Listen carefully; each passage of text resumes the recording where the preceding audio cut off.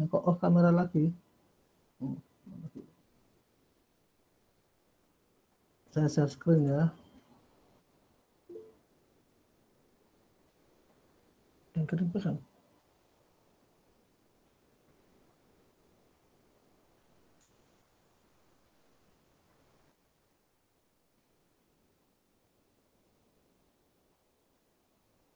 Baik, kita mulai. Udah lihat ya di share screen saya ya.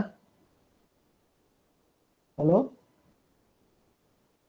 Di saya belum ada, Pak, share screen-nya. Masa? Oh, sudah. Iya Pak, belum muncul. Sekarang udah?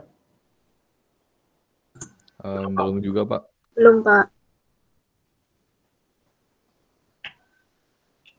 Nah, sudah, Pak. Udah ya? Udah.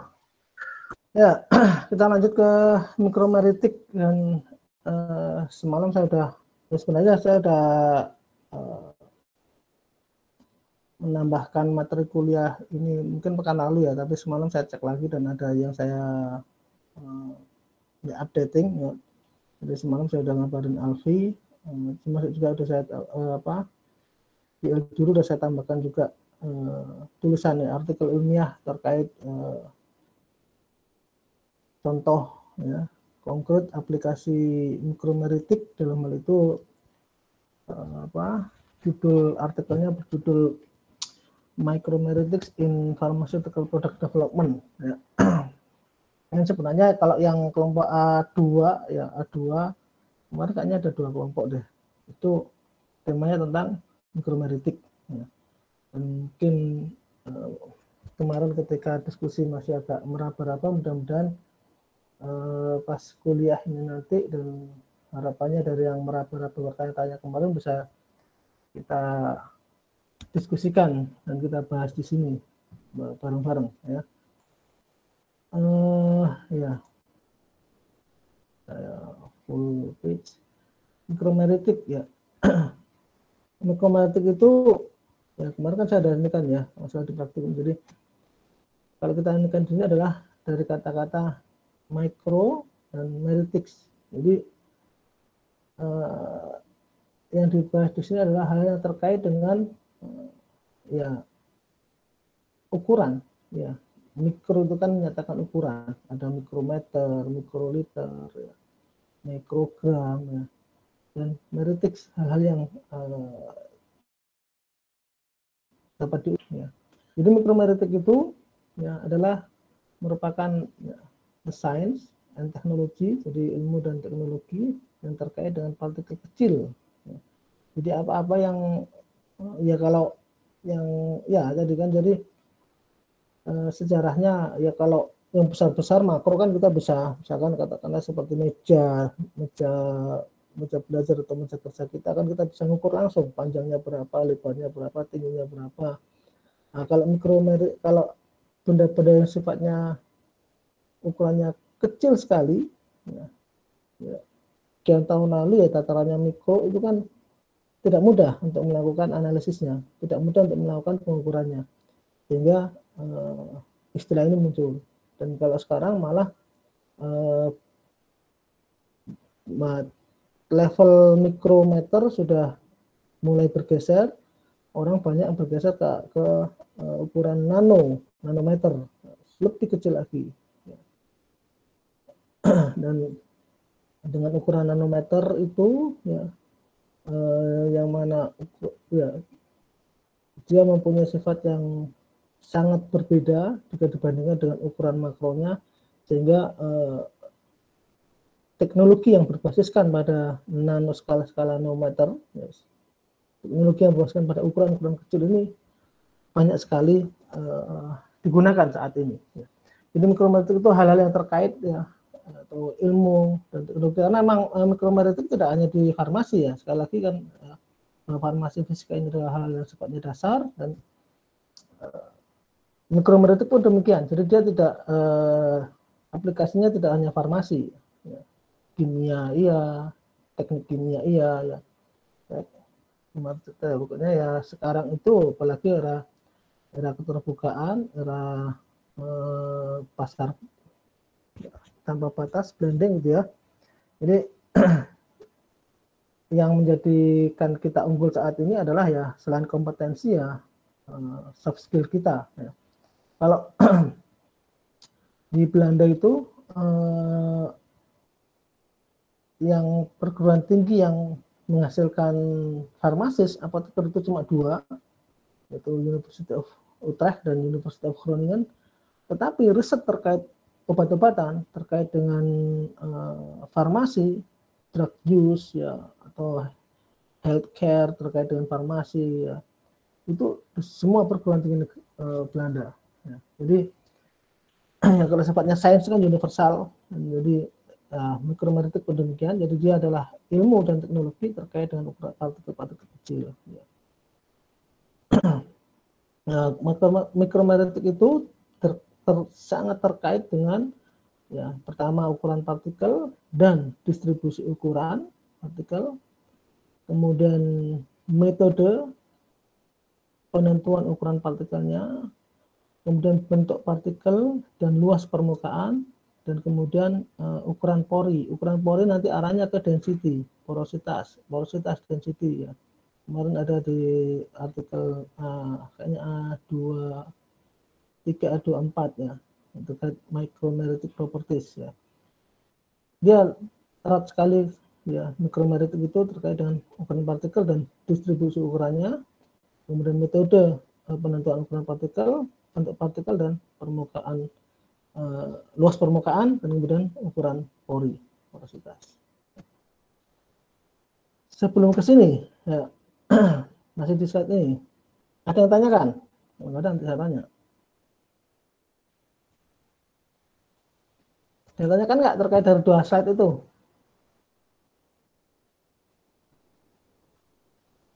Saya ulangi di sini, dari mikromeritic itu terkait deals with ya, berkaitan erat atau ya, berkorelasi terkait dengan ukuran partikel dan distribusi ukuran, metode penentuan ukuran partikel, bentuk partikel dan luas permukaan serta ukuran poros. Kalau ada pertanyaan, saya bertanya, kenapa di sini ukuran partikel dan ada distribusi ukurannya?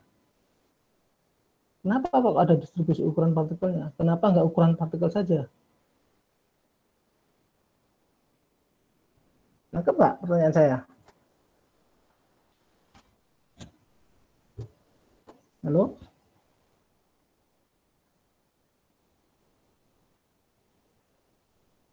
Mengapa Pak ukuran partikel selalu ya ini ada distribusi ukuran partikelnya? Kenapa nggak udah kita ukuran partikelnya saja? Termasuk ketika kita ini menentukan ukuran partikel selalu disertai dengan distribusi ukuran partikelnya. Yang udah dapat, yang kemarin bahas mikromeritik harusnya udah punya bayangan kira-kira kenapa? Halo? Ayo, feel free. Saya tahu, makanya saya ini ya. Ini kayaknya kan, mohon maaf, ini kan yang dari Purwokerto mungkin kan ada yang dari Alirsat ya, SMA Alirsat ya. Itu kalau anak saya kan sekarang ada yang kelas 1 SMA Alirsat. Itu di SMA-nya maksudnya dituntut untuk speak dan semuanya itu. Tapi kenapa ketika kuliah kok jadi pada nggak berani gitu ya? Kenapa? Takut salah atau gimana gitu? Ayo, kira-kira kenapa itu? Nggak usah ditunjuk, udah volunteer aja. Ya, ada yang mau ini? Izin menjawab, Pak. Ya, ini siapa ini? Nggak jelas saya. Siapa jawab ini? Oh, Atika Putri ya. Gimana Atika Putri? Mungkin berhubungan sama kestabilannya, Pak. Berhubungan dengan kestabilannya. Kira-kira bagaimana hubungannya? Kalau misalnya membahas ukuran partikel saja kan tidak mengarah ke sana gitu, Pak. Mungkin kalau misalnya ada distribusinya kan bisa, kalau distribusinya baik itu mungkin bisa lebih stabil gitu, bisa diketahui. Oke, jadi kalau misalkan hanya mengetahui ukuran partikelnya saja,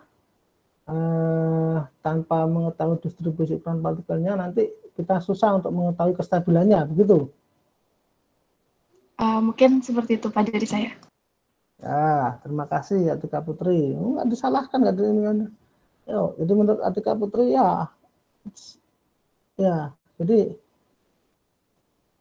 nanti kalau misalkan kalian ya makanya ya, semakin tinggi keilmuan itu nanti kalian kalau misalkan sementara ini D1 bicaranya salah benar, nanti semakin tinggi keilmuan kita akan semakin dibingungkan dengan fakta bahwa ternyata menurut ini benar belum tentu sana itu benar gitu ya. Kecuali yang eksak 1 tambah 1 sama dengan 2 gitu.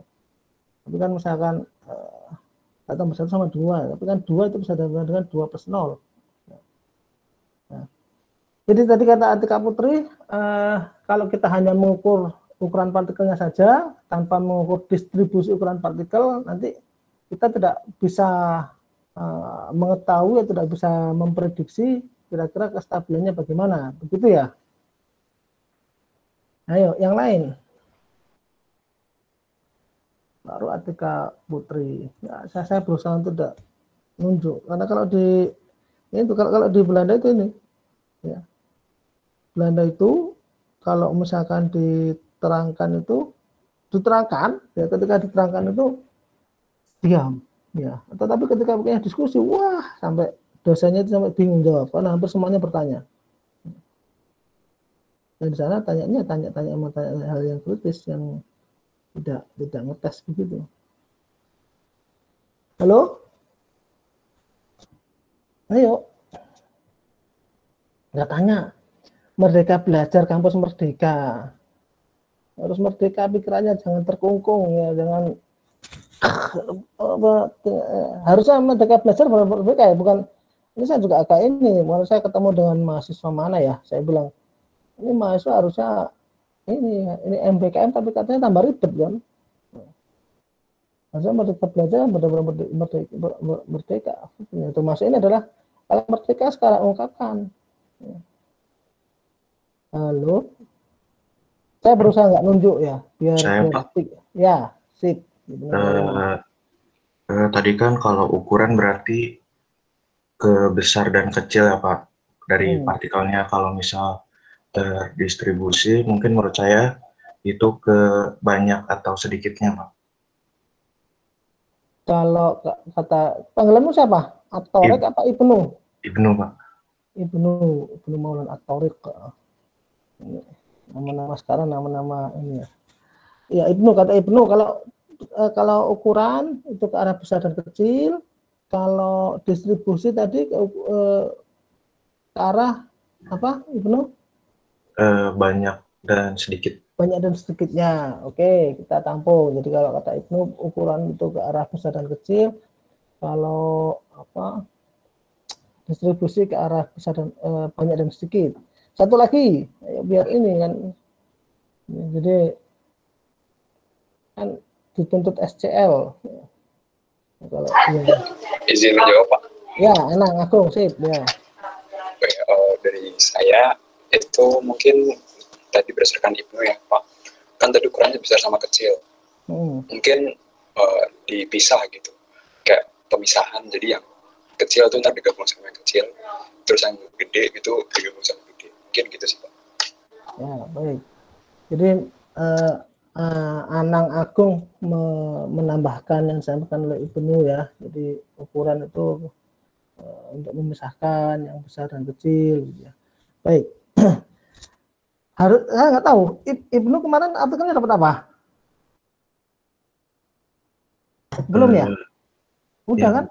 Udah Pak, yang tentang rekayasa jaringan itu Pak. Oh berarti ini ya fenomena antarmuka ya? Iya. Itu kalau di Belanda itu wah udah di sini pusing ilmu. Macam saya ini mau riset tentang kultur sel ya, itu susah ini ya. Cari selnya, cari ininya ya. Udah kalau kemarin di Belanda tinggal mau mengkultur sel tinggal ambil, mau ke itu biosensing tinggal Terus kalau Atika kemarin dapatnya apa?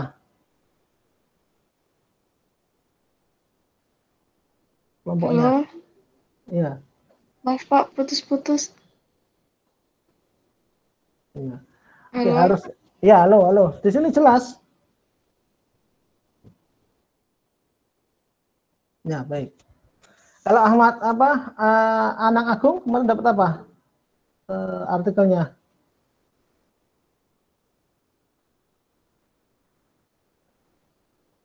Ya, maksudnya gini, harusnya tadi kalau yang sudah dapat artikel tentang mikromeritik, harusnya dia bisa speak lebih gitu ya. Ya malah Ibnu yang bukan kemarin dapat artikelnya dapat fenomena antarmuka malah. Jadi kalau yang kemarin udah dapat mikromeritik artikelnya itu kan ya, selalu tuh ketika mengukur ukuran partikel selalu disertai dengan distribusi ukuran partikelnya. Ya. Jadi ya kalau tadi yang disampaikan oleh Atika, Ibnu dan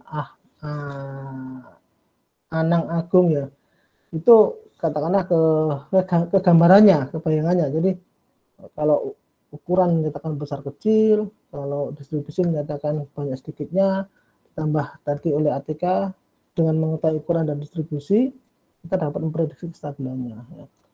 Dan, ya. Kenyataannya ketika kalian mengukur ukuran partikel dalam ukuran kecil ya, itu selalu ya akan ditanya tentang distribusi ukurannya. Kenapa demikian? Ya, makanya kan tadi di sejarahnya di pengantar, kalau yang makro kita bisa mengukur dengan jelas ya.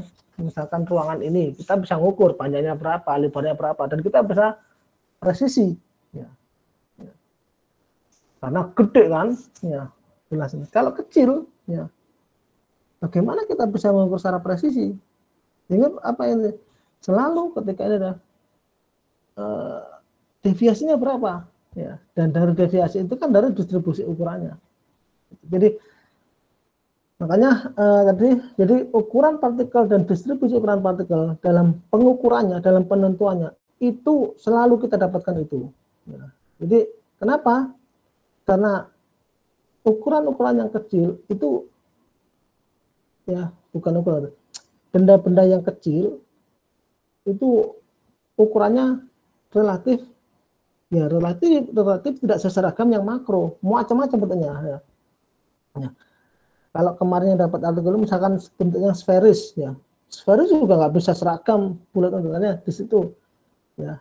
Sekarang kan alat untuk nanti ada di slide kuliah ini penentuan ukuran partikel yang canggih itu sekarang menggunakan DLS, Dynamic Light Scattering. Jadi dengan scatter cahaya secara dinamis dan nanti didapatkan di sana distribusi ukurannya. Jadi nanti dengan distribusi ukurannya itu kalau kemarin ini istilahnya PDI, kalau istilah nanopartikel, Polydisperse Index, dengan itu nanti nyambung tadi ke ini Atika Putri. Benar. Jadi kalau misalkan nanti ada PDI, Polydisperse Index, atau deviasi atau distribusinya itu sangat bervariasi, itu kita bisa ini nanti kemungkinan partikel ini kurang stabil. Tapi kalau distribusinya ya distribusi ukurannya itu relatif bagus ya, tidak naik turun, sangat besar kemungkinan bentuk partikelnya akan stabil. Jadi kalau saya ingin saya indikan bahwa ukuran dan distribusi ukuran partikel dalam penentunya selalu nanti kalian selalu akan mendapatkan dua hal itu ketika mengukur. Ya. Jadi misalkan kalian nanti mengukur secara manual, nanti ada sistem pengajakan, kalian juga harus menentukan itu. Ya. Kalau misalkan menggunakan alat DLS, ketika kita masukkan alat kita, klik, langsung keluar dia ukuran partikel dan distribusi ukuran partikelnya. Kenapa? Yaitu karena benda-benda yang kecil itu sangat kecil kemungkinan bentuknya itu bisa seragam. Ya. Sehingga untuk mengantisipasi ketidakseragaman benda-benda kecil itu, keluarlah hasil distribusi ukuran partikel. Ya. Nah, nanti aplikasinya kita ini dulu. Ya, termasuk tadi stabilitas dan macam-macamnya. Lalu slide kedua. Sekarang slide sini ya. Kenapa sih kita mempelajari tentang mikromeritik? Ya, ini ukuran partikel itu ya tadi basic dan dasar sekali ya. bagaimana obat itu, ya karena farmasi ngomongnya obat kan, ya. Ya kita harus menguasai apapun itu terkait obat dan termasuk terkait dengan sifat dari obat itu sendiri. Mikromeritik ini mempelajari ukuran tadi, dan dengan mengetahui ukurannya itu kita bisa, ya diantaranya ya urgensi atau mengapa atau pentingnya kita mempelajari mikromeritik. Yang pertama, kita mendapatkan knowledge, pengetahuan, dan kita dapat mengendalikan ukuran dan range ukuran, rentang ukuran. Nah, rentang ukuran tadi distribusi ukuran partikel. Jadi kita dapat mengetahui dan mengendalikan ukuran dan rentang ukuran partikelnya itu, ya lebih ya secara mendalam di dalam farmasi. Contohnya begini, ya Anda bisa cek ini kan, saya ya banyak ya beberapa kali lah riset dan membuat nanopartikel. Ya. Kenapa tadi saya sempat bilang di awal, ya kenapa nanopartikel itu sekarang begitu excited, begitu arising, banyak digunakannya? Karena sifat benda ketika dia dalam ukuran nano dengan sifat makronya itu bisa berbeda sekali. Nanti Anda bisa cek di YouTube atau ya bagaimana aluminium yang dia bentuk makro itu banyak digunakan untuk panci, wajan, ya etalase, ya. Aluminium ini ketika di breakdown dalam ukuran nanopartikel, dia mempunyai sifat eksplosif yang luar biasa. Nah, ini yang namanya sifat kuantum kalau dalam istilah nanopartikel. Ya. Dan sifat kuantum ini akan muncul ketika ukurannya di bawah 100 nanometer. Makanya nanti Anda kalau misalkan membaca literatur, artikel, pustaka tentang nanopartikel, dia strict di sana menuliskan ukurannya adalah 20 sampai 200 nanometer atau yang strict di bawah 100 nanometer. Kenapa? Karena pada ukuran itu dia memiliki sifat yang jauh berbeda dengan sifat makronya. Nah, terus pertanyaannya, Pak, kalau begitu, kalau misalkan suatu partikel ukurannya 900 nanometer, apakah tidak disebut nanopartikel, Pak? Ya disebut, gitu. Cuman kalau ukuran masuk ukuran segitu, dia mungkin tidak akan mendapatkan sifat kuantum seperti di bawah, misalkan under kurang dari 100 nanometer. Nah, di sini, jadi kalau misalkan katakanlah nanti ya Anda riset tentang nanopartikel, Pak, kan kita ukur, oh ternyata ukurannya masih 500. Nah, di sini bagaimana kita mengendalikannya? Bagaimana caranya supaya kita bisa mendapatkan nanopartikelnya itu di bawah 100 atau minimal di bawah 200. Nah, dievaluasi, metodenya diinikan. Ya. Itu. Karena tadi sifatnya sangat berbeda. Kemudian, ya, pentingnya atau urgensinya kita mempelajari mikromeritik adalah ya, ukuran dan luas permukaan itu sangat-sangat terkait dengan yang namanya sifat fisik, sifat kimia, dan sifat farmakologi dari suatu obat.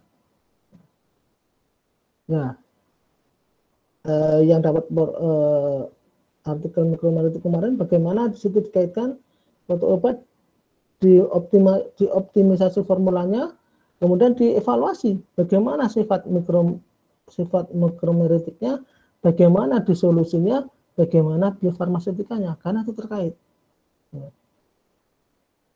Obat tadi ukuran, katakanlah ukuran 100 mikrometer dibandingkan dengan ukuran 50 nanometer.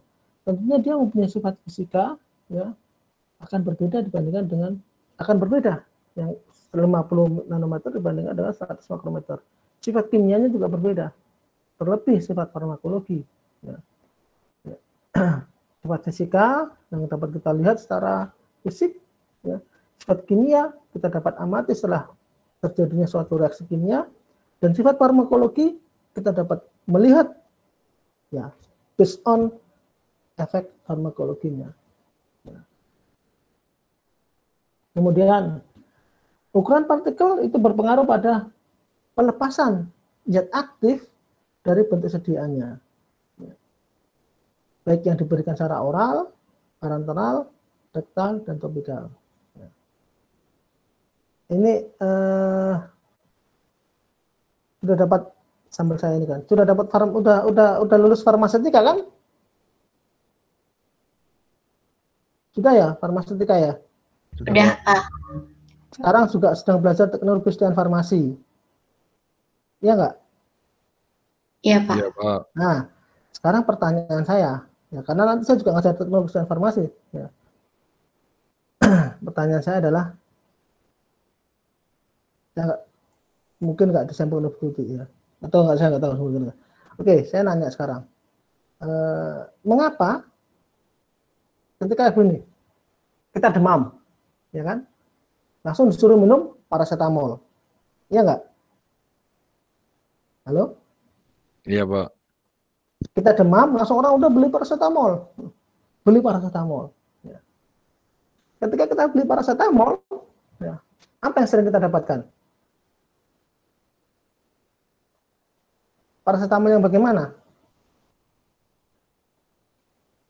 Halo? Tablet, Pak. Tablet. Ya, Amorja. Kita ya Pak, ya kalian udah mahasiswa, pasti ketika paracetamol datang ke apotek pasti akan diberikan tablet. Ya. Next, pertanyaan dari saya. Mengapa kok nggak kan orang selalu paracetamol ya? Kenapa nggak orang langsung diberikan zat aktifnya saja paracetamol? Sempat kepikiran nggak? Kenapa sih? Ya, paracetamol kok selalu dalam bentuknya tablet seringnya untuk yang dewasa, untuk anak-anak sirup. Anda farmasi, ya. Soalnya kayaknya ya Pak, kalau misalkan cuma zat aktifnya aja tuh nggak bisa masuk tempat aksinya gitu loh. Jadi eksipien sama dibentuk kayak gitu tuh biar bisa masuk ke tempat aksi gitu. Bisa yakin nggak bisa masuk ke tempat aksinya? Nah, maksudnya ngebantu gitu loh Pak eksipiennya gitu. Oke, nggak masalah, ya sip, ya itu kata Amoriska. Jadi boleh nggak misalkan Amoriska, misalkan saya sakit demam, terus saya minum paracetamol zat aktifnya langsung, boleh nggak? Agak serem ya Pak. Padahal paracetamol kan obat demam. Ya, bagaimana kalau misalkan apa kodein yang psikotropis, yang narkotik, ya lebih serem lagi. Nah, di sini perannya farmasis, apoteker. Ya, makanya kan kalau Anda, ya sebagai Anda untuk pengetahuan Anda ya, saya ini kan karena kan farmasis, apoteker ini kan banyak diwarnai oleh negeri penjajah kita, Belanda, gitu kan ya. Termasuk juga dalam praktek kesehatan. Di Belanda itu yang namanya profesi kesehatan yang ada pendidikan bachelornya, ya, university, ya, itu satu kedokteran, ya, Faculty of Medicine, 2 farmasis, yang berikutnya adalah dentist. Ya, ketiga itu, jadi medical doctor, farmasis, dentist. Jadi kenapa saya mengatakan ini? Ini buat motivasi Anda juga bahwa ibaratnya profesi farmasis, profesi apoteker ini udah ada sejak zaman bahala, kalau kata atau ini ada orang Sunda apa Gani atau siapa aja. Di zaman bahala ya udah lama sekali ya gitu. Jadi kenapa? Jadi kalau di luar punya urusan obat itu dengan farmasi. Ya. Termasuk kalau misalkan Anda mengikuti kemarin pandemi COVID ya, ada vaksin, ya. Itu yang memulai adalah orang farmasis juga. Terus kemudian ada apa terapi plasma convalescence, itu juga farmasis. Ya. Nah, tadi ini, jadi nanti kalau misalkan Anda jadi farmasis, Mas, Mbak, Pak, Bu, kenapa sih kok paracetamol nggak dijual obat aktifnya saja? Nah, Anda jelaskan di sana. Ya. Namanya tadi kata-kata Amoriska, serem, gitu ya. Jadi ketika kita misalkan minum, ya, jadi gini, ya namanya zat aktif obat senyawa kimia itu sejatinya kan racun, toksin. Makanya kalau saya nggak tahu diterangkan apa enggak, kalau Anda amatin di apotek-apotek itu kan selalu logonya adalah gelas ya, Habis itu ada ular melilit gelas masuk ke situ karena ada toksin. Nah, ketika misalkan kita minum paracetamol dalam bentuk zat aktifnya, wah, ya, kita nggak tahu kondisi kita karena hampir setiap obat itu punya namanya reaksi bersensitivitas. Jadi tubuh kita kan punya sistem imun, ya. Hampir setiap obat itu punya reaksi bersensitivitas. Ketika kita minum paracetamol dalam bentuk aktif, bisa jadi mungkin langsung tubuh kita merasa terbakar atau ya, sehingga diakali dengan diformulasikan menjadi bentuk sediaan. Kalau dewasa minum tablet, kalau anak-anak sirup. Nah, uniknya lagi, ya. Jadi tadi paracetamol nggak bisa dihentikan, akhirnya dimodifikasi dalam bentuk sediaan tablet, ya. Tetapi di sini lanjut di sini, ya. Ketika misalkan kita hanya membuat ini hati-hati, ya. Beberapa waktu lalu ramai itu pemalsuan obat, gitu ya. Kalau asal bikin tablet saja, paracetamolnya udah kita ini kan, ya, bentuk tablet, ya. Ternyata begitu masuk ke dalam tubuh kita, paracetamolnya nggak keluar. Atau begini misalkan, ya, Anda membeli obat, ya, nggak jelas asal usulnya, minum paracetamol, setelah minum paracetamol kok demamnya nggak sembuh. Nah ini, ya. Ternyata misalkan, ternyata tablet paracetamol yang Anda minum palsu. Di sini ini. Ya bisa lihat ini ya. Jadi kalau misalnya kita memformulasikan obat, membuat suatu obat nggak bagus, nggak optimal, nanti obatnya nggak bisa lepas. Ya. Jadi tadi paracetamol dengan tablet masuk ke dalam tubuh, ya paracetamol itu harus lepas dari tabletnya. Kalau nggak lepas, dia nggak bisa bereaksi. Itu kalau diberikan oral, parenteral pun demikian. Rektal pun demikian, topikal pun demikian. Dan ini sangat dipengaruhi oleh ukuran partikel. Ya. Ya, tuh. Tadi kata Atika Putri, mungkin dia jadi ukuran partikel itu pengaruh kepada stabilitas fisik dan juga respon farmakologi. Ya. Dari seluruh sediaan farmasi, baik itu suspensi, emulsi, tablet, itu sangat tergantung pada ukuran partikel. Ya. Kemudian dengan mengetahui ukuran partikel, kita, ya, itu important, ya, sangat penting terkait dengan sifat alir, ya, terus kemudian sifat pencampuran granul dan serbuk dalam proses pentabletan, pembuatan tablet, dalam proses pengempaan tablet, proses enkapsulasi dan lain-lain. Jadi ukuran partikel kan ada starting point-nya, ya. Kalau kita sambungkan kemarin ke fenomena antarmuka, ya, kalau misalkan ukuran partikelnya tidak kita perhatikan dan ternyata obat tersebut mempunyai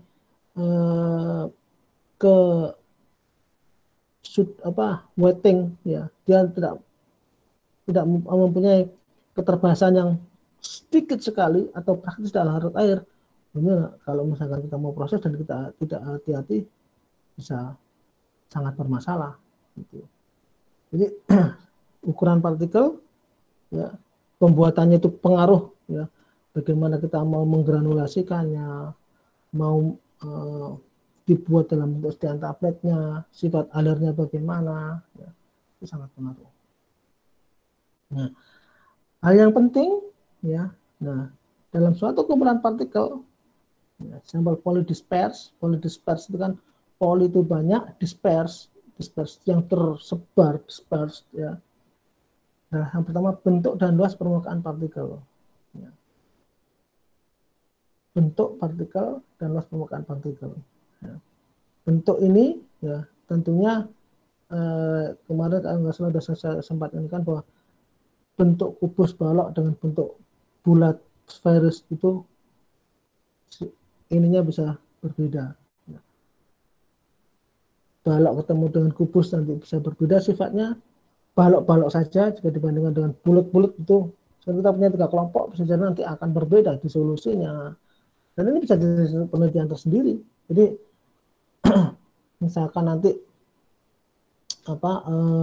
Anda nanti misalkan pengen resep ya, tugas akhir skripsi, pengen membandingkan, benar nggak sih omongannya Pak Dadang, bikin aja misalkan ya desain buat tugas akhir, ya pengen cek nih, bagaimana sih kira-kira profil disolusi ketika suatu ukuran partikel ini bukan kelompok A, ini isinya bentuknya kubus semua, kelompok B blending campuran antara kubus dengan sferis, bola-bola bundaran, kelompok C isinya bentuknya sferis bulat semua.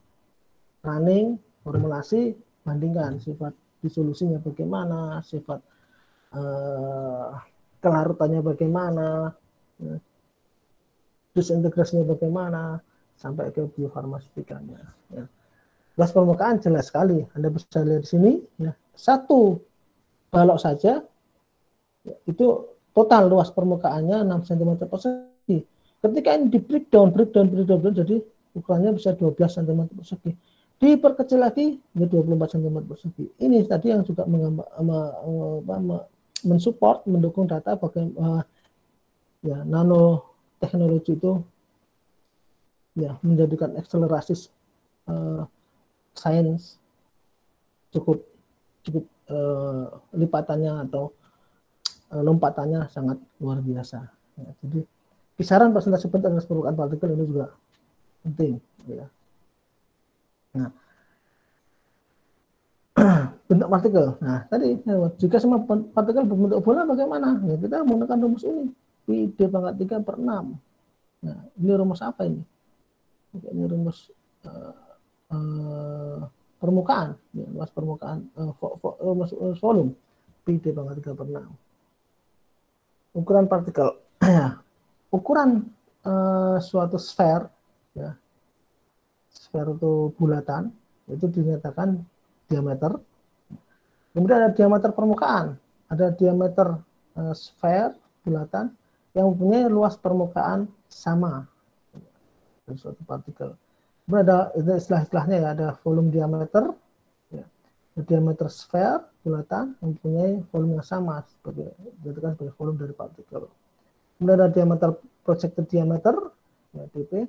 Ini adalah diameter yang diproyeksikan dari suatu sfer yang mempunyai area yang teramat sama sebagai partikel. Kemudian ada Stokes diameter, ini terkait dengan viskositas, ya. Ada diameter yang menggambarkan suatu sfer bulatan yang ekuivalen yang mengalami sedimentasi, ya, pada laju yang sama dari partikel-partikel yang asimetrik, yang tidak simetris. Ukuran partikel adalah ya, beberapa kumpulan dari partikel, ini biasanya polydisperse. Ya, jadi dia poli, jadi terdispersi secara beragam, ya, bukan mono, ya, beragam. Ya, oleh karena itu sangat diperlukan untuk mengetahui, ya, tidak hanya ukuran suatu partikel tertentu, tetapi juga berapa banyak partikel pada ukuran yang sama yang eksis dalam sampel. Makanya inilah yang tadi distribusi ukuran partikel, deviasinya. Jadi tidak semata-mata ukuran partikel itu sendiri, karena sangat besar kemungkinan dari polydisperse, bentuknya macam-macam, sehingga perlu juga berapa banyak, ya, atau distribusi ukuran partikelnya. Makanya ya kalau sekarang ukuran untuk partikel sudah nggak zaman lagi manual secara sih, tapi nanti saya kenalkan di slide-nya. Sekarang kita bisa menggunakan DLS, Dynamic Light Scattering, sehingga kita memerlukan suatu estimasi, ya, range rentang ukuran, ya, dan jumlah fraksi beratnya pada masing-masing ukuran partikelnya. Ya. Nah, inilah distribusi ukuran partikel, dan dari sini kita bisa menghitung rata-rata ukuran partikel dari suatu sampel. Ya. Kita lihat di sini, semakin kecil ukuran, ya, 1 mm, kemudian 5 mikrometer, 0,01 mikro, ini sama dengan 10 nanometer. Ya. Visibility-nya, darkness-nya semakin gelap ke sana, stabilitasnya, lasting in skin ke sana, keseragaman warna itu bisa semakin ke sini. Nah, Aplikasi mikromeritik ya, yang pertama pelepasan dan disolusi. Ya, tadi sudah disebutkan bahwa ya tadi gambarannya obat ya tidak pernah kita menemukan minum obat dalam bentuk zat aktifnya langsung, dia dibuat dalam bentuk sediaan, ada tablet, sirup, suspensi, emulsi, pil, pelet, mikrosphere, ya implan, transdermal, macam-macam. Tapi setelah dia masuk ke dalam tubuh, obat itu harus bisa obat itu harus bisa terlepas dari bentuk sediaannya.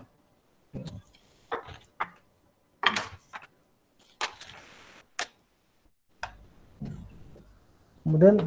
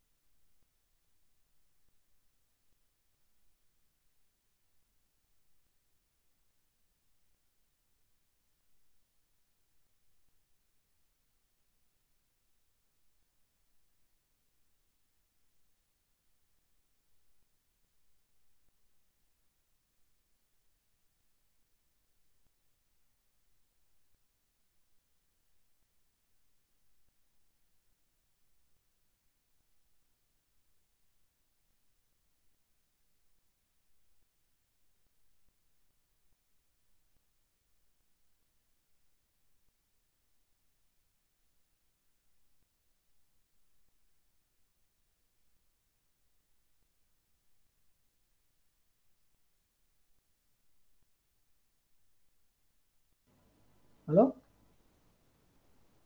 Ya, Pak.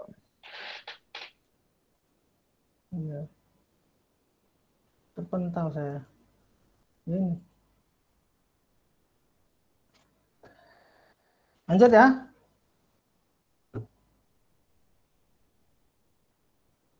Halo? Ya, Pak, boleh. Ya, Pak.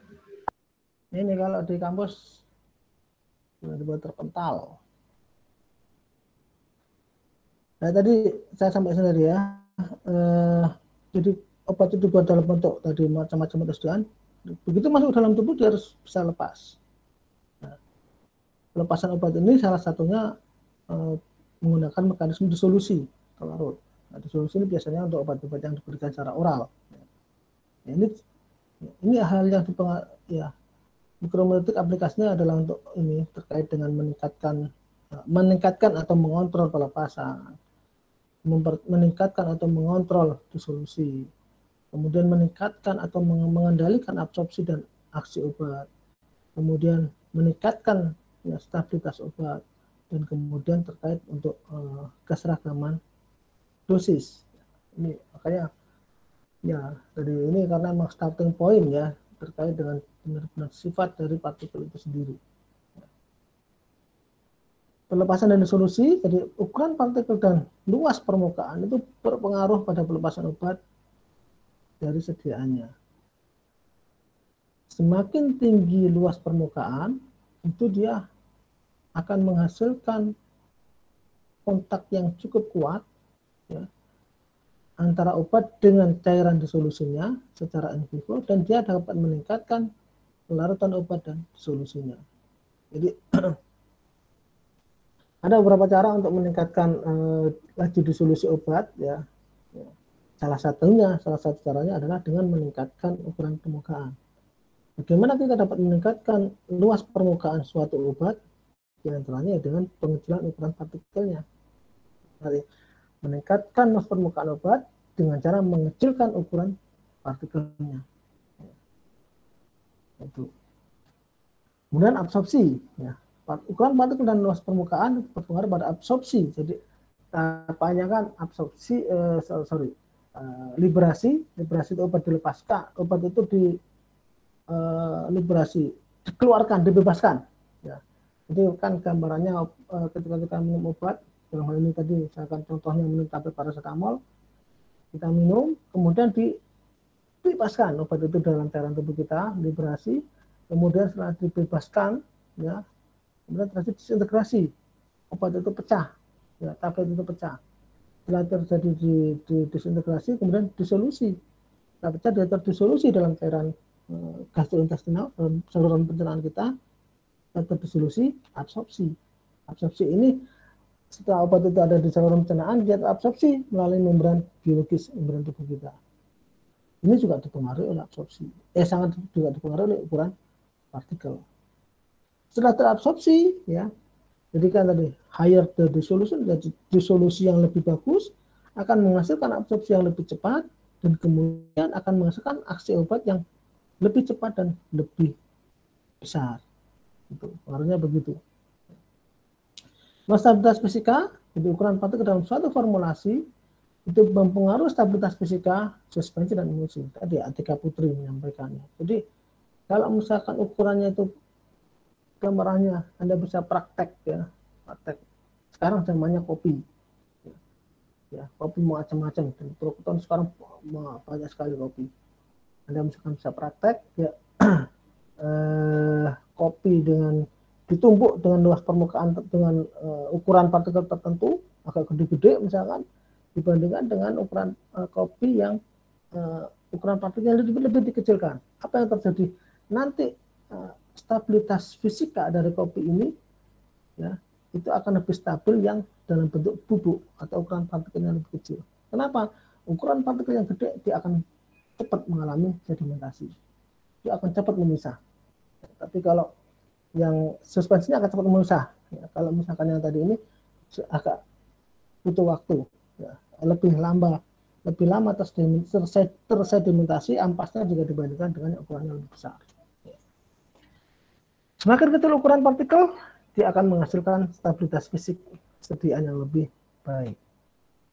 Keseragaman dosis, ya, jadi suatu granul yang memiliki sifat alir yang bagus dan serbuk itu sangat penting peranannya ketika dalam pembuatan tablet dan kapsul. Ada kan saya ingat artikel dari Micromeretic in Pharmaceutical, jadi di dalam product development sel farmasi. Metode penentuan ukuran partikel ini metode katakanlah ini saya sampaikan semuanya, ya, tapi ini kalau sekarang terlebih apalagi kalau misalkan ukuran nano nanti saya juga sampaikan. Ya. Tapi ini dulu sebelum ada DLS, sebelum ada ukuran nano kita menentukan ukuran partikelnya karena DLS juga mahal, ya. Kita sizer atau dynamic light scattering itu mahal, nah, dia semakin canggih dia semakin mahal. Kalau ini kita dapat menentukan ukuran partikel sendiri dengan menggunakan optical mikroskop optis. Ketika ukuran partikelnya pada rentang 20 nanometer hingga 100 mikrometer. Kita dapat menggunakan metode sedimentasi juga dengan rentang ukurannya sekian, 80 nanometer hingga 300 mikrometer. Kita dapat melakukan pengayakan sieving, ya, pengayakan bertingkat untuk ukuran 40 sampai 9.500 mikrometer. 9.500 mikrometer kan berarti 9,5 mm. Kemudian kita dapat menggunakan pengukuran menggunakan volume partikel. Kita dapat pada rentang ukuran 0,5 mikro hingga 300 mikrometer.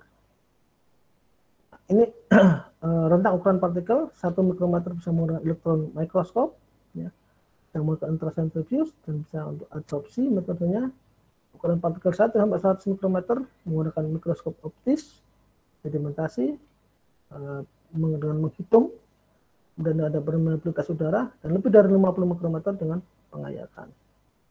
Ini mikroskop optis, ya, ukuran 0,2 mikro sampai 100 mikrometer. Ya, jadi the microscope eyepiece, ya, jadi langsung dikonekkan dengan mikrometer, dikonekkan dengan kalau sekarang ya dengan monitor, ya. Jadi eyepiece pandangan dari mata dan mikroskop langsung di-fit dengan suatu mikrometer yang mana kemudian ukuran partikelnya itu dapat ditampilkan di monitornya. Ini bisa. Jadi ya kalau saya kemarin ukur kayak gini, misalkan kita pengen lihat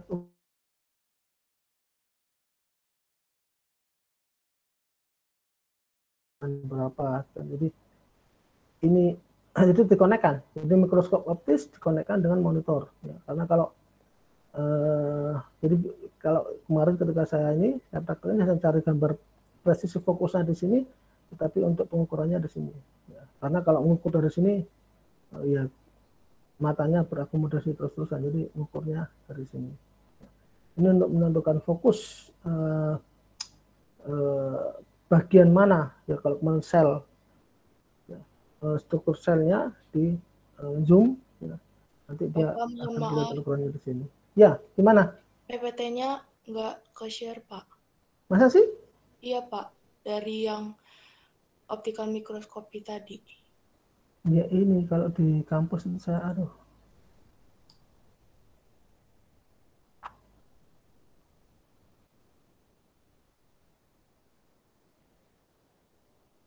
Udah kelihatan sekarang? Ada saya.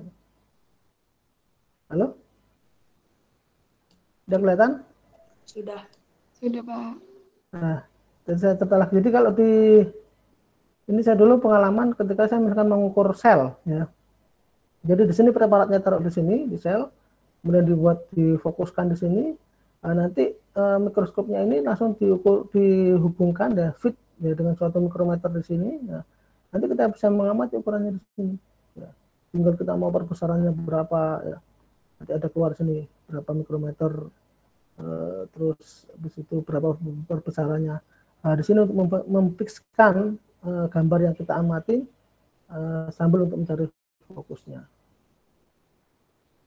Si mikroskop optis ya berdasarkan dari metode mikroskop optis, suatu ya emulsi atau suspensi itu dapat dimonted, ditaruhkan dalam suatu slide sana ya, dengan suatu ya mekanis ya. Kemudian ini metodenya, jadi mikroskop optis difitkan dengan suatu mikrometer, ya, tadi dikonekkan dengan monitor, dan nanti di sana kita bisa mengetahui, mengestimasi ukurannya. Kemudian mikroskop ordinary digunakan untuk mengukur ukuran partikel pada rentang 0,2 hingga 100 mikrometer. Nah, ini tadi ayak bertingkat. Ya, kalau ini biasanya ini kan ukurannya gede-gede kan ya, 40 sampai 9,5 mm. Nah, ini biasanya masih untuk beberapa, misalkan kita mau riset tentang tablet ya, kita mau mengukur kira-kira distribusi, karena kan masuk rata besar 9,5 mm kan berarti hampir 10 mm, berarti hampir 1 cm ya, 1 cm kan 10 mm ya, 1 cm 100 mm ya, itu 9,5 mm berarti ya hampir 0,1 cm ya. Ini masukkan di sini nanti dengan metode ayakan bertingkat. Nah, nanti yang ukuran paling besar, paling kecil di sini, nah nanti yang paling besar kan tertahan, yang paling lolos yang di sini yang paling kecil. Jadi ukuran standar dari ayakan ya, untuk mengatasi tentang ukuran partikel. Jadi ayakan ini didesain ya, untuk sit in stack pada suatu kondisi pada ya, stabil di sini, sehingga material itu bisa turun ya, kecil lah Mbak Mas, hingga mencapai mass, yang mana yang terlalu kecil ya tadi. Jadi masukkan di sini gambarannya sampai dia digoyang ya, diayak dengan partikel yang paling kecil dia akan lolos di sini, yang agak besar, kalau ada yang gede-gede akan tertahan di yang paling atas. Nah ini yang tadi saya ceritakan, particle size analyzer. Jadi kalau yang tadi itu ukurannya gede-gede, ya paling kecil optical microscope, ya, tapi dia 0,2 mikrometer berarti 20 nanometer, ya, dan itu butuh ini juga ya. Biasanya untuk kalau saya tadi saya cerita, karena kalau di lab-lab bagus biasanya optical microscope sekarang untuk melihat ukuran sel. Nah kalau ini sekarang banyak dipakai untuk yang benar-benar kecil, dari ukurannya tadi di bawah 0,2 mikrometer ya, atau ukurannya nano ya. Nah, particle size analyzer. Jadi dia bekerja dengan prinsip, jadi ketika suatu sinar di scatter di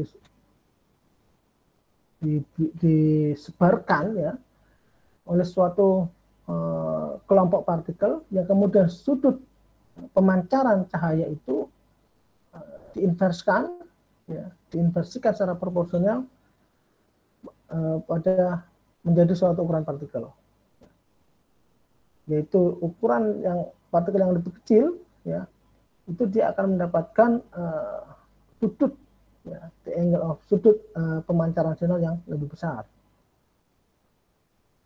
Jadi prinsipnya gini, ini laser sinar tadi, terus kemudian di sini ada beam expander, jadi untuk mengekspand tadi menyebarkan, men-scatter sinarnya. Kemudian ada Fourier mirror, cincin dari Fourier. Balikkan lagi diinversikan di sini. Nah, di sini sampel pool, ini tempat untuk ini sampel. Ya. Kemudian sistem yang temperaturnya konstan. Kemudian ada couple serat optis, photon multiplier, digital correlator, dan ukurannya dapat kita lihat di monitor di sini. Nah, jadi sinarnya dimasukkan ke sini. Memang ini, jadi suhunya harus dijaga konstan ya sistemnya, karena kalau itu nanti berpengaruh pada ukuran partikel yang diukur. Jadi didapatkan dengan merata-rata yaitu partikel laser yang mana didasarkan pada teknologi yang berbeda, seperti contoh processing gambar yang high definisi, menganalisis gerakan Brown, kemudian juga gaya gravitasi dari partikel, dan light scattering, pemancaran sinar. Ini katakanlah prinsip kerjanya begini, jadi sinar dimasukkan, ya, kemudian ada beam expander, di cincin Fourier, diinversikan kembali, ya di sini ada sampel, yang di sini nanti sinar sini yang menyinari di sini menggambarkan ukuran partikel yang sana. Nah, ini gambaran tampilan ukuran partikel yang dihasilkan. Ya, di sini ada distribusi ukuran partikel berdasarkan intensitasnya. Ini ukurannya. Jadi di sini dia ukurannya itu secara umum dia berada pada kisaran, katakanlah ini tengah-tengahnya ya. Ini 10 nanometer. Berarti ini katakanlah 20, 30, 40, 50, 60. Katakanlah mungkin sekitar 50 atau 60. Hingga di sini 200, 400, sampai 600. Ya. Jadi di sini gambaran ukuran partikelnya adalah contoh ya, di sini adalah 60 nanometer sampai 600 nanometer. Ya. Berdasarkan ini adalah distribusi ukurannya berdasarkan intensitas. Kemudian ada scanning electron microscope. Jadi kan untuk melihat ukuran partikel ya. Kalau ini kalau aplikasi konkretnya ini untuk melihat ukuran partikel PSA ya, partikel size laser ya. Melihat ukuran partikel dan distribusi ukuran partikelnya. Kalau SEM itu untuk melihat morfologi ya, partikelnya. Ya. Dan kita juga bisa mengetahui ukuran partikelnya, tetapi di SEM ini tidak ada hasil distribusi ukuran partikelnya. Karena saya ini dari sini, ya, ini gambaran grafiknya, ya, ini bagus sekali kan? Ini lihat, kita tidak menemukan ukuran partikel atau bentuk partikel yang seragam.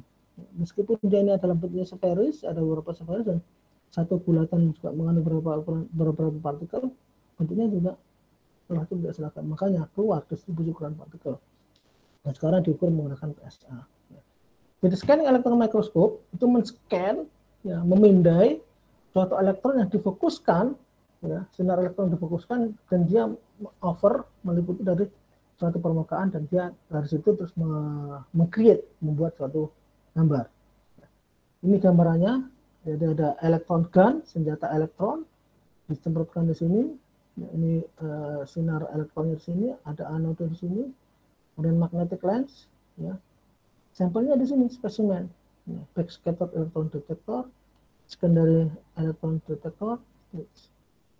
Itu loh, kalau yang kemarin ketika saya di Belanda kayak gini-gini kita kerjakan sendiri. Jadi kita mengukur ukuran partikel sendiri di LS, terus kita pengen melihat morfologinya kita ini sendiri ya begini ya. Jadi ini ya harus kayak tadi apa, mejanya harus ini karena di sini ada elektron ya. Kalau goyang saja nanti gambarnya bisa goyang ya. Elektron dari sinar ini berinteraksi dengan sampel dan akan menghasilkan various signal yang bermacam-macam yang dapat digunakan untuk mendapatkan informasi tentang topografi permukaan dan komposisinya. Scan ini umumnya digunakan untuk memindai, men-scan, mengetahui ukuran partikel atau morfologi partikel yang biasanya adalah padatan, karena dia memindai, scan. Sementara ada juga transmission elektron mikroskop.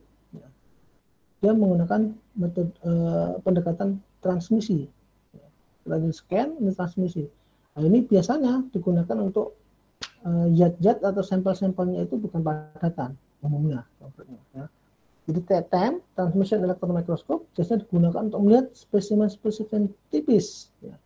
Jaringan, ya, tissue section, seksi bagian dari jaringan, molekul dan lain-lain melalui suatu elektron yang dapat menghasilkan gambaran proyeksi, dan TEM ini dianalogikan merupakan jalan dari konvensional seperti mikroskop cahaya. Jadi di sampelnya di sini sampelnya. Jadi dia menggunakan prinsip transmisi, kalau saya menggunakan prinsip scan. Kemudian kita naik terkait dengan tadi itu nano, mikro, sekarang ke serbuk. Jadi paling kecil. Kalau dulu mikropartikel, sekarang nanopartikel, mikropartikel. Di atas mikropartikel ada namanya pellet atau beads atau mutiara. Di atas ini ada namanya serbuk. Di atas serbuk ada namanya granul. Di atas granul ya tablet. Nah, serbuk, tadi misalnya paracetamol, untuk ininya ya serbuk. Nah, yang terkait dengan parameter ini adalah porositas, mikrometer itu tadi. Porositas nanti akan ke kerapatan partikel, density, bulkiness, ada density bulkiness itu ruahan dalam jumlah banyak. Parameter tersebut juga adalah sifat alir, flow properties, dan kompresibilitas, ketergempaannya. Serbuk porositas. Porositas itu dari rumus PB volume bulk kurangi volume partikel per volume bulk. Dari persamaan ini kita bisa melihat bahwa semakin besar selisih antara volume bulk dibandingkan dengan volume partikel, maka akan didapatkan porositasnya itu semakin besar. Jadi misalkan di sini 10, ininya 1, 9/10, jadi porositasnya semakin besar. Baliknya kalau misalkan mendekati, ya misalnya ini 2, ini 1, ini 2, porositasnya relatif lebih kecil. Ya, ini 2, 1, ini 2, berarti 1/2. Ya. Porositas. Terus bulkiness itu ruahan. Ya. Itu diperlukan dalam pemilihan ukuran kemasan suatu sediaan serbuk. Ya. Ruahan. Makanya ada istilahnya voluminous. Jadi kalau misalkan voluminous ya kemasannya harus diperhatikan. Jadi dibandingkan dengan yang tidak voluminous. Bulkiness ini satu perkerapatan bulk. Kerapatan bulk kita bisa mengukur. Dan ada sifat alir. Ya. Semakin besar sudut kontak, maka sifat alir serbuk semakin turun. Berarti sifat alirnya semakin jelek. Ya. Jadi semakin besar sudut kontak, kemarin fenomena antarmuka, semakin besar sudut kontak, dia keterbasahannya semakin kecil. Keterbasahannya semakin kecil. Jadi wettability-nya, daya untuk keterbasahan semakin kecil, sehingga sifat alirnya juga semakin kecil. Sebaliknya jika sudut kontaknya kecil, maka dia akan sifat alirnya akan semakin cepat atau tidak laju alirnya. Ya, sifat alir. Serbuk dapat mengandung bebas atau koesif, seperti menurut Neumann, ya, hal yang mempengaruhi sifat alir diantara ukuran partikel, bentuk partikel, porositas, dan kerapatan, dan tekstur permukaan. Masih sifat alir. Untuk mengetahui sifat alir, ada metode, ada rasio Hausner, ada laju tamping, ada laju alir dan aliran bebas, ada sudut diam. Rasio Hausner mengalir bebas dan sudut diam berhubungan satu dengan yang lain dan dapat diterapkan pada granulasi tablet kohesif secara bebas. Ini saya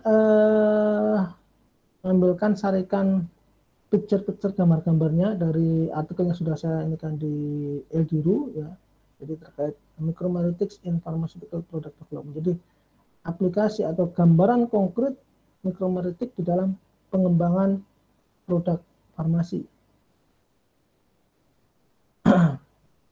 Ya, tadi saya katakan bahwa di Indonesia yang namanya farmasi masih sangat kental image-nya dengan tukang obat, tukang membuat obat. Ya. Dan di industri farmasi ini juga adalah kerjaan kita, bagaimana kita mendevelop ya, produk-produk farmasi. Ini tadi saya ambil dari artikel yang sudah saya inikan di Eldiru. Jadi US standar Amerika untuk ukuran partikel. Ya. Jadi standar ini ya, very coarse, sangat kasar, itu ukuran 1000 mikrometer, lebih dari 1000 mikrometer atau lebih dari 1 mm, coarse kasar, ukurannya sekian, relatif kasar, ukurannya sekian, fine, halus, sekian, sangat halus, ukurannya 90-120 mikrometer. Ini standar dari Amerika. The finer is the particle, the more it will be soluble and bioavailable. Jadi semakin kecil ukuran partikel, kemungkinan besar dia akan semakin mudah larut dan juga semakin bioavailabilitasnya, ketersediaan hayatinya juga akan naik. Ini aplikasinya di drug delivery. Ini adalah particle size, ya. Skala ukuran partikel dalam pengantaran obat, drug delivery. Jadi pentingnya ukuran partikel dalam drug delivery limfatik, ya, jaringan limfa, lymphatic targeting, ya, gene delivery, aerosol, intraperitoneal, oral granul, tumor, ya, brain tumor, otak, IV, intravena, intramuskular, nasal, depot oral, transdermal, ocular. Different delivery routes may require different particle size. Berbeda jalur penghantaran, sangat besar kemungkinan akan membutuhkan ukuran partikel yang berbeda pula. Tentunya misalkan Anda mau membuat suatu gene delivery di sini, Anda mau membuat ukuran partikel makro yang nggak akan jadi. Bagaimana Anda bisa gene itu kan ukurannya nano, ya, Anda mau membuat dengan pendekatan seperti tablet, nggak jadi. Ya. Anda mau membuat IV intravena intramuskular, ya, tetapi ukuran partikel Anda 10 mm yang nggak akan ini akan tersumbat dalam darah. Brain atau tumor, ya, ini blood brain barrier-nya sangat banyak, sangat besar. Ini juga perlu diperhatikan terkait dengan ukuran partikelnya. Lymphatic targeting, ya, terkait dengan target-target yang limfa, ya, ini juga harus diperhatikan. Ya, particle size ukurannya, ya, harus diperhatikan. Perbedaan signifikan, ya, atau aplikasi mikromeritik secara signifikan di dalam manufacturing, pembuatan tablet dan kapsul. Kesediaan kandungan, masalah adalah semakin besar partikel, ini akan menghasilkan, ya, isu keseragaman kandungannya adalah isu keseragaman kandungannya akan menghasilkan low dose drug. Dosis obatnya akan rendah. Solusinya apa? Seleksi ukuran partikel yang proper, yang bagus. Sifat alir, ya, partikel mempunyai needle or lead shape, bentuk yang jarum atau lead. Solusinya apa? Partikel spheris ditingkatkan floatability-nya, laju alirnya. Nah, ini. Ini terkait dengan aplikasi di tadi pembuatan tablet dan kapsul. Durabilitas. Ukuran partikel yang kecil akan menyebabkan kemungkinan durabilitas yang tinggi atau rapuh. Ya. Solusinya bagaimana? Meningkatkan ukuran partikelnya. cost, biaya. Ya. Partikel yang kecil akan dusty, berdebu, akan meningkatkan biaya operasi. Solusinya bagaimana? Seleksi ukuran partikel yang proper. Ini gambarnya, ya, gambar diagramatik dari suatu sudut diam, repose, dari serbuk yang terbentuk secara konikel, kerucut, AB dan AC, ya, adalah lengan segitiga yang membentuk sama pengukuran, ya, dan bertanggung jawab pada dan ya, terkait dengan nilai akhirnya. Ini tetanya, tingginya, ini lebarnya. Ini konikel, ya, bentuk dari tabungnya, dan ini adalah gambaran sampelnya. Nah, ini kita bisa mengatakan granul itu bagus apa enggak alirannya dengan mengetahui tetanya di sini. Jadi teta atau sudut diam 25 sampai 30 itu tergolong sifat alirnya excellent. Sudut diamnya 31 sampai 35 bagus sifat alirnya. 36 sampai 40 tidak perlu ditambahkan sesuatu. 41 45 ini dapat kemungkinan hanging up, ada yang tertinggal. 46 55 alirannya tidak bagus, membutuhkan agitasi dan vibrasi untuk mengalir. 56 sampai 66 alirannya sangat nggak bagus. Di atas 66 very very poor flow. Nah, ini sifat mikromeritik ukuran partikel terkait dengan sifat alir. Ini tadi terkait dengan indeks Hausner, ya.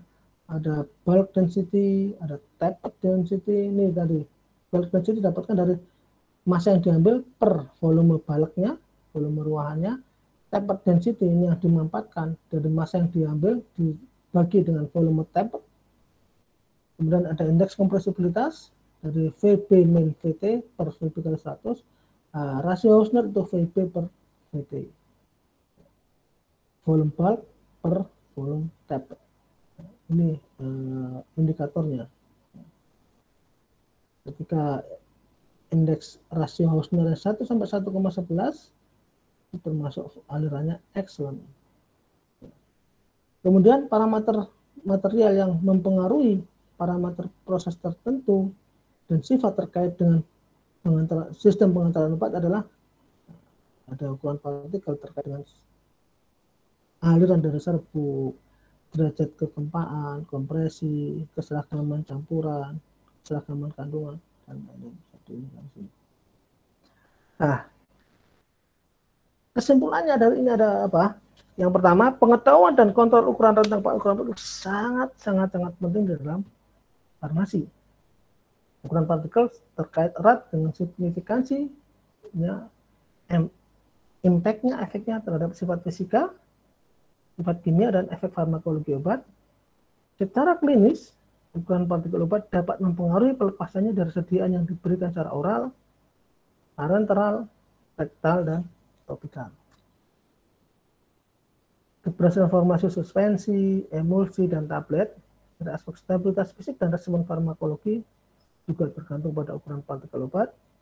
Dalam pembuatan tablet dan kapsul, kontrol ukuran partikel sangat penting untuk mencapai sifat alir yang diinginkan dan pencampuran granul atau serbuknya. Begitu kuliah hari ini. Ada yang ditanyakan?